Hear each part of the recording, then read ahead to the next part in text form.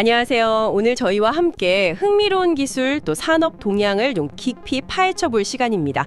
AI 분야의 최신 움직임, 그 의미를 살펴보겠습니다. 네, 오늘의 핵심 주제는 바로 이 오픈 AI가 미국 국방부와 손을 잡았다는 소식인데요. 주로 소비자나 기업용 AI로 잘 알려진 오픈 AI잖아요. 근데 이번에 처음으로 국방 분야에서 아주 큰 발걸음을 내디뎠습니다. 이 계약의 세부 내용이나 또 기존의 강자죠, 팔란티어. 이 팔란티어와의 비교, 그리고 앞으로 시장에 미칠 영향 같은 것들을 좀 중점적으로 다뤄보겠습니다. 이번 탐구의 목표는 오픈 AI의 국방 AI 시장 진입, 이 중요한 사건을 명확히 이해하고요. 이게 관련 산업 또 경쟁 구도, 특히 팔란티어에게 어떤 의미를 갖는지 파악하는 겁니다. 자, 그럼 한번 자세히 들여다볼까요? 네, 그럼 이 오픈 AI 계약부터 좀 자세히 풀어보죠. 핵심 내용이 뭔가요? 네, 이게 미 국방부의 그 최고 디지털 AI 책임실 CDAO라고 하죠. 여기서 주도한 계약입니다. CDAO는 이제 국방부 내에서 AI 도입을 막 가속화하는 그런 핵심 조직이고요. 아, CDAO요? 네, 규모는 1년간 2억 달러. 그리고 경쟁 입찰이었는데 12개 제안 중에서 선정이 됐다고 해요. 오픈 AI로서는 첫 대형 방위 사업인 셈이죠. 1년에 2억 달러면 정말 상당한 규모네요. 근데 구체적으로 어떤 걸 개발하는 건가요?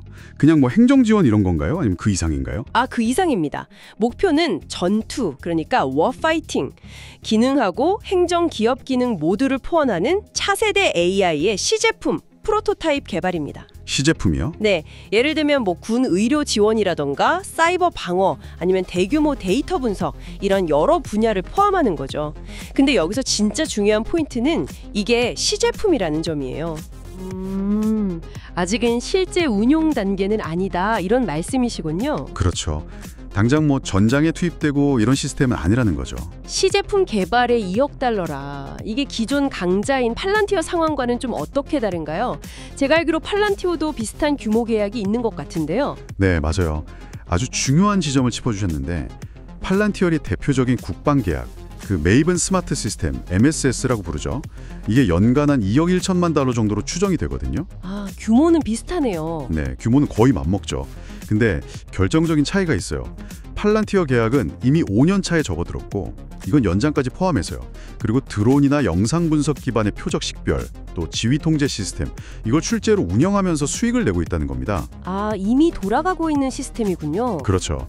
심지어 최근에는 예산 증액까지 승인이 됐어요. 근데 반면에 오픈 AI 계약은 이제 막 시작하는 1년짜리 약간 탐색적인 개발, 시제품 개발, 여기에 초점이 맞춰져 있는 거죠. 그러니까 정리하면 팔란티어는 이미 검증된 시스템으로 깊숙이 자리를 잡은 거고 오픈 AI는 이제 막 국방 분야 문을 두드리는 셈이다. 뭐 이런 거군요. 예산 규모는 비슷해도 성격은 완전히 다르네요. 네, 정확합니다. 그렇다면 이 오픈 AI의 등장이 시장 전체에는 어떤 의미를 가질까요? 단순히 뭐 경쟁자가 하나 더 늘었다 이렇게만 볼 수 있을까? 그 이상이라고 봐야겠죠. 오픈 AI의 진입은 이 방산 AI 시장의 주요 사업자가 되겠다, 이런 강력한 신호탄으로 해석될 수 있습니다. 앞으로 팔란티어는 물론이고요. 또 요즘 주목받는 엔스로픽 같은 회사들 있잖아요. AI 안전성 강조하면서 여기도 국방 쪽 프로젝트에 참여하고 있거든요. 이런 기존 또는 신흥 업체들과의 경쟁 구도가 이제 본격적으로 형성될 것으로 예상됩니다. 엔스로픽도요? 네. 이미 팔란티어, 아마존이랑 같이 미국 국방부 프로젝트 하고 있어요. 그리고 또 하나 볼 점은 이 CDAO가 혁신적인 기업들을 굉장히 빠르게 유치하는 모습인데요. 이건 국방 AI 도입이 예전보다 훨씬 민첩해지고 있다는 트렌드를 보여주는 거기도 하고요. 경쟁이 심화될 거라는 건 알겠는데 자료를 보면 또 양사 간의 협력 가능성도 있다 이런 분석도 있더라고요. 특히 오픈 AI 파트너가 마이크로소프트니까 마이크로소프트랑 팔란티어는 이미 협력 사례가 좀 있잖아요. 네, 맞아요. 근데 이렇게 치열한 경쟁 속에서 정말 실질적인 협력이 가능할까요? 약간 좀 의문이 들기도 하는데요. 분석가들은 그 가능성을 아예 닫아두지는 않는 것 같습니다. 각자 강점을 가진 기술을 뭐 통합한다거나 아니면 국방부의 어떤 특정 요구에 따라서 프로젝트별로 협력할 수도 있겠죠. 실제로 팔란티어가 마이크로소프트 애저 클라우드에서 오픈 AI 모델을 자사 국방 클라우드에 통합하려는 그런 움직임도 보인 적도 있고요. 그런 움직임이 있었군요. 네. 물론 그래도 경쟁이 더 치열해질 거라는 전망이 현재로서는 좀 더 우세하긴 합니다. 근데 이런 경쟁 구도가 오히려 기술 발전을 더 촉진하고 또 어쩌면 팔란티어 같은 기존 기업들이 더 혁신하도록 자극하는 그런 긍정적인 측면도 있을 수 있다. 이런 분석도 나오고 있어요. 네, 경쟁과 협력의 가능성이 공존하는 아주 복잡한 구도네요. 게다가 메타나 구글 같은 다른 빅테크 기업들도 기존의 그 비군사 AI 원칙을 좀 바꾸고 국방 분야로 눈을 돌리고 있다는 점까지 생각하면 이 시장 정말 빠르게 변하고 있구나 싶습니다.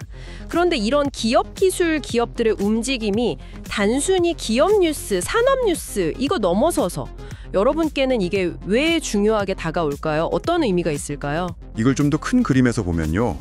AI가 국가 안보 영역에 얼마나 빠르게 그리고 깊숙이 통합되고 있는지를 보여주는 아주 상징적인 사건이기 때문입니다. 단순히 어떤 기업이 계약을 따냈다 이런 문제를 넘어서는 거죠.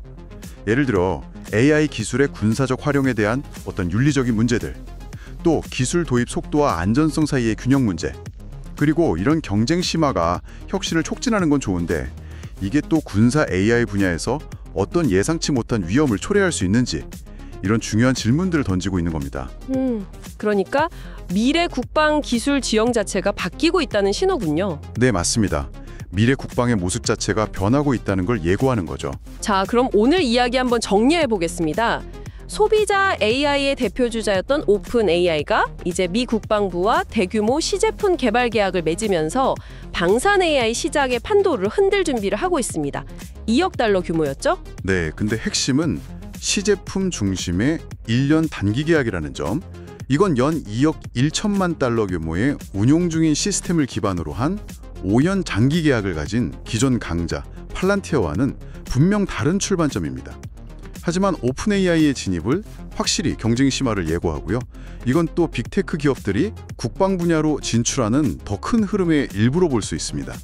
CDAO를 중심으로 한 미 국방부의 빠른 AI 도입 전략과 맞물려서 앞으로 경쟁과 협력 가능성이 공존하는 복잡한 양상이 펼쳐질 것으로 보입니다. 마지막으로 여러분께서 한번 생각해 보실 만한 질문을 던져봅니다. AI가 국방 분야에 이렇게 더욱 깊숙이 통합되면서 행정이나 업무 지원용 AI와 실제 전투 지원용 AI 사이의 구분이 현실에서는 과연 어떻게 또 얼마나 모호해질 수 있을까요? 그리고 그 경계가 흐려짐에 따라서 우리가 예상하지 못했던 어떤 결과들이 발생할 수 있을지 한번 고민해 보시면 좋겠습니다.